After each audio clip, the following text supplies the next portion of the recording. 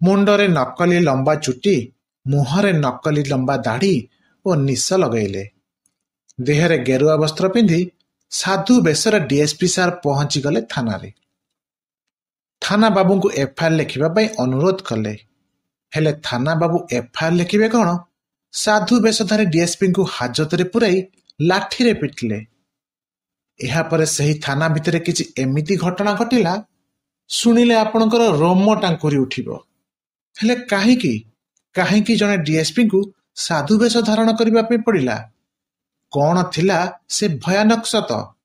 ଆଉ ଥାନା ଭିତରେ ଜଣେ ସାଧୁ ବେଶଧାରୀ ଡିଏସ୍ପିଙ୍କୁ କାହିଁକି ମାଡ଼ ମରାଗଲା?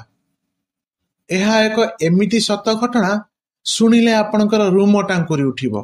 ସେ ଘଟଣା ପରେ ଥାନା ଭିତରର ପରିସ୍ଥିତି ଯାହା ହେଲା, ଆପଣଙ୍କ ମୁଣ୍ଡ ଘୁରେଇ ଦେବ। ଆଜିର ଏ ସତ କାହାଣୀ ମଧ୍ୟପ୍ରଦେଶ ଉଜ୍ଜୈନ ସହରରେ ଘଟିଥିଲା 2013 ମସିହାରେ। ଆଜିର ଭିଡ଼ିଓ ଦେଖିବା ପରେ ଆପଣ ନିଶ୍ଚୟ କହିବେ କି ଡିଏସ୍ପି ସାର୍ଙ୍କ ପରି ମଣିଷ ଏ ଦୁନିଆରେ ମିଳିବେନି। ଉଜ୍ଜୈନରେ ଜଣେ ଡିଏସ୍ପି କାମ କରୁଥିଲେ।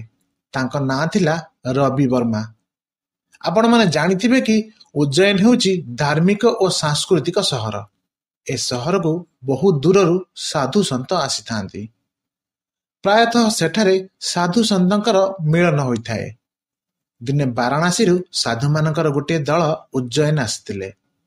କିଛି ପୋଲିସ କର୍ମଚାରୀ ସେମାନଙ୍କୁ ଟଙ୍କା ମାଗିବାରେ ଲାଗିଲେ।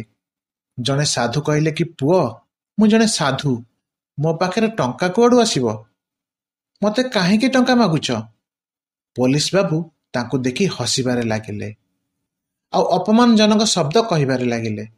ବିଦ୍ରୂପ କରି କହିଲେ କି, ଆରେ ଏମାନେ ତ ଭିକାରୀ ଦଳ, ଏମାନେ କ'ଣ ଟଙ୍କା ଦେବେ? ଚାଲ ଏଠାରୁ, ଆଉ କେବେ ବି ଏ ରାସ୍ତା ଦେଇ ଆଉ ଯିବନି। ତାପରେ ସାଧୁ କହିଲେ କି, ପୁଅ, ତୁ ଏତେ ବଡ଼ ଲୋକ ଆଉ ତମର ପ୍ରତିଷ୍ଠା ବି ଅଛି, ତଥାପି ତୁ ଜଣେ ବଡ଼ ସାଧୁଙ୍କ ସହିତ ଏମିତି ବ୍ୟବହାର କରୁଛୁ?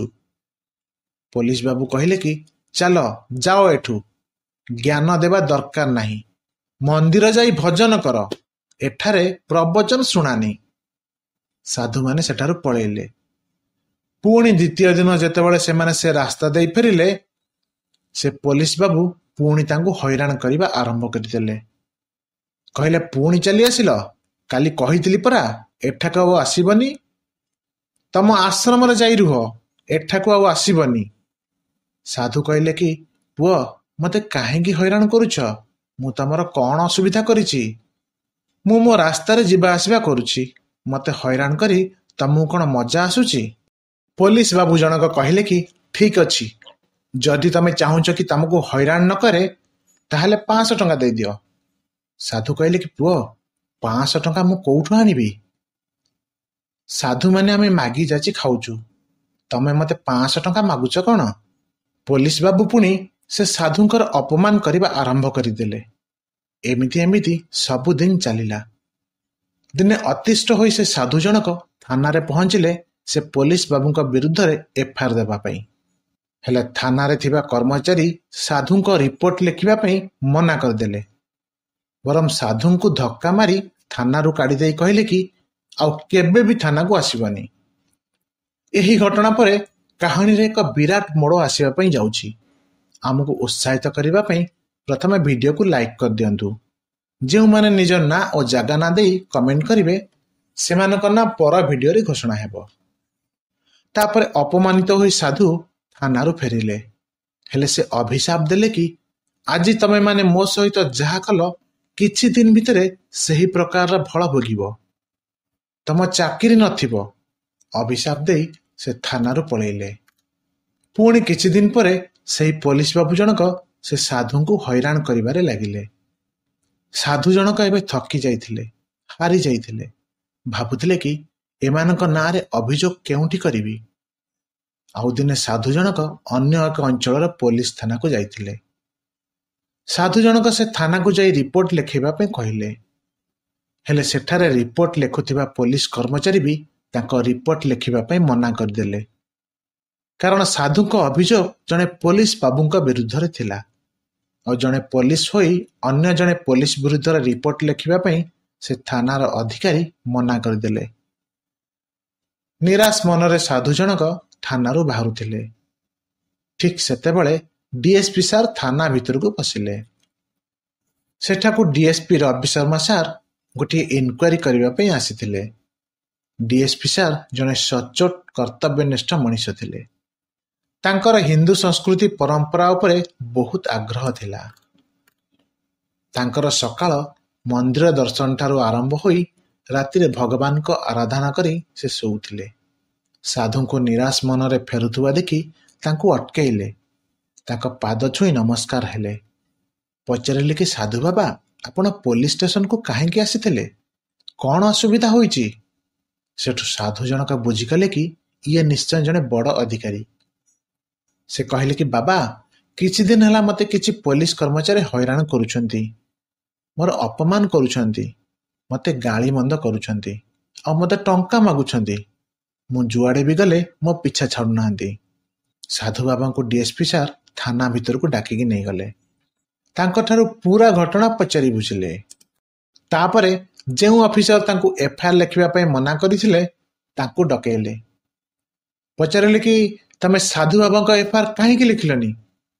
ସେଠୁ ସେ ଅଫିସର କହିଲେ କି ସାର୍, ୟାଙ୍କ ପାଖରେ କିଛି ବି ପ୍ରମାଣ ନାହିଁ ଆଉ ସେ ଠିକ୍ରେ ବି କହିପାରୁନାହାନ୍ତି, ତେଣୁ ଏଫ୍ଆଇଆର୍ ଲେଖିନି। ସେଠୁ ଡିଏସ୍ପି ସାର୍ଙ୍କ କହିବା ପରେ ସେ ଅଫିସର ସାଧୁ ବାବାଙ୍କ ଏଫ୍ଆଇଆର୍ ଲେଖିଲେ। ପୁଣି ଭାବିଲେ କି କିଏ ସେ ପୋଲିସ କର୍ମଚାରୀ? ସେଠୁ ସାଧୁ କହିଲେ କି ବାବା, ଏବେ ବି ସେଇ ଜାଗାରେ ସେ ପୋଲିସ ଜଣକ ଛିଡ଼ା ହୋଇଛନ୍ତି। ସେଠୁ ସାଧୁଙ୍କୁ ନିଜ ଗାଡ଼ିରେ ନେଇ ଡିଏସ୍ପି ସାର୍ ସେ ସ୍ଥାନକୁ ଗଲେ। ଆଉ କିଛି ଦୂରରେ ଥାଇ ସେ ପୋଲିସ ବାବୁଙ୍କୁ ଦେଖି ଚିହ୍ନିଗଲେ। ପୁଣି ସାଧୁ ବାବା ଓ ଡିଏସ୍ପି ସାର୍ ଥାନାକୁ ଫେରିଲେ। ଡିଏସ୍ପି ସାର୍ ଭାବିଲେ କି କାର୍ଯ୍ୟାନୁଷ୍ଠାନ ନେବା ପାଇଁ ମୋତେ କିଛି ପ୍ରମାଣ ଦରକାର, କାରଣ ସାଧୁ ବାବା ମିଛ ବି କହୁଥାଇ ପାରନ୍ତି, ନହେଲେ ତାଙ୍କର ବୟସାଧିକ୍ୟ କାରଣରୁ ତାଙ୍କ ମାନସିକ ସ୍ଥିତି ବି ଠିକ୍ ନଥାଇପାରେ। ଯେମିତି ହେଲେ ମୋତେ ସତ ଜାଣିବା ପାଇଁ ପଡ଼ିବ, କାରଣ ସତ ଯଦି ଜଣାପଡ଼ିଯିବ ତାହେଲେ ପୋଲିସ ବଦନାମ ହେବ, ସହର ବି ବଦନାମ ହେବ। ତେଣୁ ଏପରି ଘଟଣାକୁ ରୋକିବା ପାଇଁ ପଡ଼ିବ।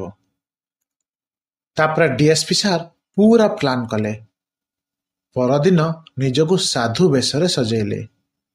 ମୁଣ୍ଡରେ ନକଲି ଲମ୍ବା ଚୁଟି, ନକଲି ଦାଢ଼ି ଲଗାଇବା ସହିତ ଗେରୁଆ ରଙ୍ଗର ଧୋତି ଓ କୁର୍ତ୍ତା ପିନ୍ଧିଲେ। ଆଉ ସେହି ସ୍ଥାନକୁ ଗଲେ ଯେଉଁଠି ସାଧୁଙ୍କ ସହିତ ପୋଲିସ କର୍ମଚାରୀ ଖରାପ ବ୍ୟବହାର କରୁଥିଲେ। ହେଲେ ସେଦିନ ସେହି ପୋଲିସ ବାବୁ ଜଣକ ସେଠାରେ ନଥିଲେ। ତେଣୁ ଡିଏସ୍ପି ସାର୍ ଭାବିଲେ କି ପୋଲିସ ଜଣକ ତ ଏଠାରେ ନାହାନ୍ତି, ତେଣୁ ଏବେ କ'ଣ କରିବି? ତାପରେ ସେ ସେହି ପୋଲିସ ଥାନାରେ ପହଞ୍ଚିଲେ, ଯେଉଁଠି ପ୍ରଥମେ ସାଧୁଙ୍କ ଏଫ୍ଆଇଆର୍ ଲେଖିବା ପାଇଁ ମନା କରିଦେଇଥିଲେ ଆଉ ଥାନାରୁ ଧକ୍କା ଦେଇ ବାହାର କରିଦେଇଥିଲେ। ଯେତେବେଳେ ସାଧୁ ବେଶର ଡିଏସ୍ପି ସାର୍ ଥାନା ଭିତରକୁ ପଶିବା ପାଇଁ ଉଦ୍ୟମ କଲେ, ଜଣେ ପୋଲିସ କର୍ମଚାରୀ ଆସି ତାଙ୍କୁ ବାହାର କରିଦେଲେ। କହିଲେ, ଥାନାରେ ତମର କ'ଣ କାମ? ଏଠାରୁ ବାହାର, ଏଠି ସାଧୁଙ୍କ ପାଇଁ ଜାଗା ନାହିଁ। ସାଧୁ ବେଶଧାରୀ ଡିଏସ୍ପି ସାର୍ କହିଲେ କି ବାବା, ମୋତେ କିଛି ଲୋକ ହଇରାଣ କରୁଛନ୍ତି, ମୋତେ ରିପୋର୍ଟ ଲେଖାଇବାର ଅଛି, ମୋତେ ଟିକେ ସାହାଯ୍ୟ କରନ୍ତୁ। ହେଲେ ତଥାପି ସେ ପୋଲିସ କର୍ମଚାରୀ ଜଣକ ତାଙ୍କୁ ଭିତରକୁ ଛାଡ଼ିଲେନି। ହଠାତ୍ ସେ ପୋଲିସ କର୍ମଚାରୀଙ୍କର ଫୋନ୍ ଆସିଲା ଆଉ କଥା ହେବା ପାଇଁ ସେ ସାଇଟ୍କୁ ଚାଲିଗଲେ। ଏତିକି ବେଳେ ଡିଏସ୍ପି ସାର୍ ଥାନା ଭିତରକୁ ପଶିଗଲେ ଆଉ ଥାନା ବାବୁଙ୍କ ପାଖରେ ପହଞ୍ଚି ରିପୋର୍ଟ ଲେଖାଇବା ପାଇଁ ଅନୁରୋଧ କଲେ। ହେଲେ ଥାନା ବାବୁ ବି ତାଙ୍କୁ ଗାଳି ଦେଲେ। କହିଲେ, ମୂର୍ଖଟା କି, ସାଧୁଙ୍କ ରିପୋର୍ଟ ଲେଖିପାରିବେନି? ଯେଉଁଠୁ ଆସିଥିଲ ସେଠାକୁ ପଳାଅ। ଏଇଟା ତମର ଆଶ୍ରମ କି ମନ୍ଦିର ନୁହେଁ ଯେ ତମେ ମୁହଁ ଉପରକୁ କରି ପଳେଇ ଆସୁଛ। ଏଠି ତମକୁ କିଛି ସାହାଯ୍ୟ ମିଳିବନି, ଯାଅ ପଳାଅ ଏଠୁ।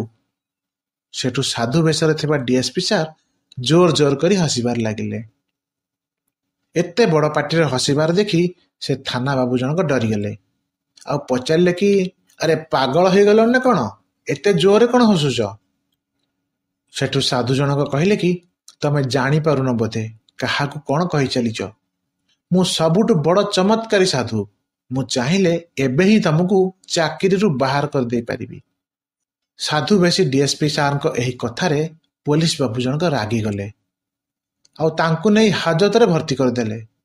ସେଠୁ ଡିଏସ୍ପି ସାର୍ କହିଲେ କି ତମ ଥାନା ଇନଚାର୍ଜକୁ 15 ମିନିଟ୍ ଭିତରେ ଡାକ, ନହେଲେ ତମର ସବୁ ଷ୍ଟାଫଙ୍କୁ ସସ୍ପେଣ୍ଡ କରିଦେବି। ସେଠୁ ଅଧିକାରୀ ଜଣକ କହିଲେ କି ତମେ କ'ଣ ପ୍ରଧାନମନ୍ତ୍ରୀ ନା ବିଧାୟକ ଯେ ଏମିତି କଥାବାର୍ତ୍ତା କରୁଛ? ତାପରେ ଡିଏସ୍ପି ସାର୍ ସେ ହାଜତ ଭିତରେ ନିଜର ରୂପ ଦେଖାଇଲେ। ନକଲି ନିଶ ଦାଢ଼ି ଚୁଟି କାଢ଼ିଲେ, ଗେରୁଆ ପୋଷାକ ଖୋଲିଦେଲେ। ଏସବୁ ଦେଖିକି ସେ ଅଧିକାରୀ ଜଣକ ଚମକି ପଡ଼ିଲେ। ଡରିଯାଇ କହିଲେ କି ସାର୍ ଆପଣ କିଏ ଆଉ ବେଶ ବଦଳି କ'ଣ ପାଇଁ ଏଠିକି ଆସିଛନ୍ତି? ସେଠୁ ଡିଏସ୍ପି ସାର୍ କହିଲେ କି ମୁଁ ତମ ଜିଲ୍ଲାର ଡିଏସ୍ପି। ଯେମିତି ଡିଏସ୍ପି ବୋଲି ଶୁଣିଛନ୍ତି ତାଙ୍କ ମୁଣ୍ଡରେ ବଜ୍ର ପଡ଼ିଗଲା, ପାଦ ତଳୁ ଯେମିତି ମାଟି ଖସିଗଲା।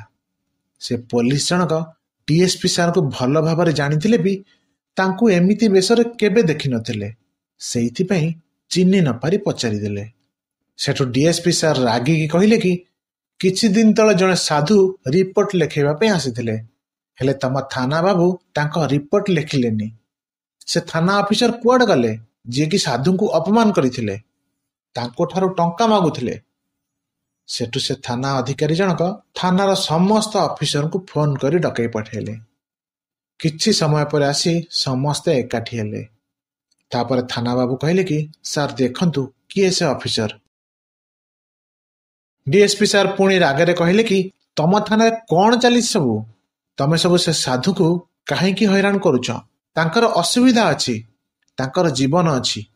ସେ ଜଣେ ସାଧୁ, ତାଙ୍କୁ କାହାଠାରୁ କିଛି ଲେନା ଦେନା ନାହିଁ। ଭଗବାନଙ୍କ ପୂଜାପାଠ କରୁଛନ୍ତି ସେ। ତମେମାନେ ତାଙ୍କୁ କାହିଁକି ହଇରାଣ କରୁଛ? କ'ଣ ଏଥିପାଇଁ ତମକୁ ପୋଲିସ ଚାକିରି ମିଳିଛି? କ'ଣ ଏଥିପାଇଁ ତମେମାନେ ପୋଲିସ ହୋଇଛ ଯେ ଗରିବ ଅସହାୟଙ୍କୁ ହଇରାଣ କରିବ? ସେଠାରେ ଯେତେ ବି ପୋଲିସ ଅଧିକାରୀ ଥିଲେ ସମସ୍ତେ ହାତ ଯୋଡ଼ି ଡିଏସ୍ପି ସାର୍ଙ୍କୁ କ୍ଷମା ମାଗିଲେ। ହେଲେ ଡିଏସ୍ପି ସାର୍ କହିଲେ କି ସେହି ଅଫିସରଙ୍କୁ ମୋ ସାମ୍ନାକୁ ଆଣ ଯିଏ ସାଧୁଙ୍କୁ ଅପମାନ କରିଛି। ସେ ଅଫିସର ସେଦିନ ଛୁଟିରେ ଥିଲେ, ବିବାହ କାମରେ ଥିଲେ। ଯେମିତି ପୋଲିସ ଷ୍ଟେସନରୁ ଫୋନ ଗଲା କି 15 ମିନିଟ୍ ଭିତରେ ପୋଲିସ ଥାନାରେ ପହଞ୍ଚ, ସେ ଦୌଡ଼ିକି ଥାନାରେ ପହଞ୍ଚିଲେ। ଡିଏସ୍ପି ସାର୍ ତାଙ୍କୁ ପଚରା ଉଚରା କଲେ, କାହିଁକି ତମେ ସାଧୁଙ୍କୁ ହଇରାଣ କରୁଥିଲ? କାହିଁକି ତାଙ୍କୁ ଗାଳି ଗୁଲଜ କରୁଥିଲ? କାହିଁକି ତାଙ୍କଠାରୁ ଟଙ୍କା ମାଗୁଥିଲ?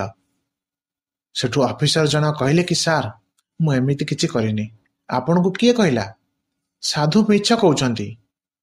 ସେଠୁ ଡିଏସ୍ପି ସାର୍ ସେ ସାଧୁଙ୍କୁ ଥାନାକୁ ଡକେଇଲେ। ସାଧୁଙ୍କୁ କହିଲେ ଭଲସେ ଦେଖନ୍ତୁ ଇଏ କ'ଣ ସେହି ପୋଲିସ ଅଫିସର? ସାଧୁ କହିଲେ କି ହଁ ବାବା, ଇଏ ସେହି ପୋଲିସ ଅଫିସର। ସେଠୁ ସମସ୍ତଙ୍କ ସାମ୍ନାରେ ସେ ଅଫିସରଙ୍କୁ ଡିଏସ୍ପି ସାର୍ ପ୍ରବଳ ଗାଳି ଦେଲେ, ଏପରିକି ବସ୍ ସୁଟ୍ କରେଇଲେ।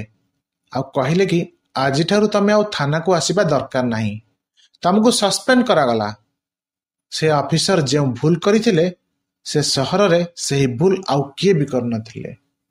ଏହାପରେ ସାଧୁମାନେ ଡିଏସ୍ପି ସାର୍ଙ୍କୁ ଧନ୍ୟବାଦ ଦେଲେ। ଡିଏସ୍ପି ସାର୍ଙ୍କ ପାଇଁ ସହର କଳଙ୍କିତ ହେବାରୁ ବଞ୍ଚିଗଲା।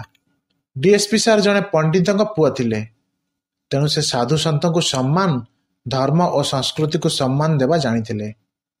ଖାଲି ସେତିକି ନୁହେଁ, ସେ ଜଣେ ନିଷ୍ଠାବାନ ଓ ସଚ୍ଚୋଟ ଅଫିସର ଥିଲେ। ଅସହାୟଙ୍କୁ ସେ ନିଜ ଆଡ଼ୁ ସାହାଯ୍ୟ କରୁଥିଲେ।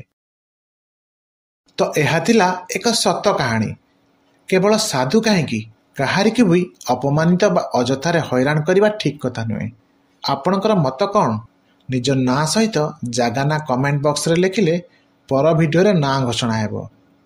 ଭିଡ଼ିଓ ଭଲ ଲାଗିଥିଲେ ଲାଇକ୍ ସେୟାର କରିବା ସହିତ ଚ୍ୟାନେଲକୁ ସବସ୍କ୍ରାଇବ୍ କରିଦେବେ, ଆଉ ବେଲ୍ ଆଇକନ୍କୁ ବି ଅନ୍ କରିଦେବେ।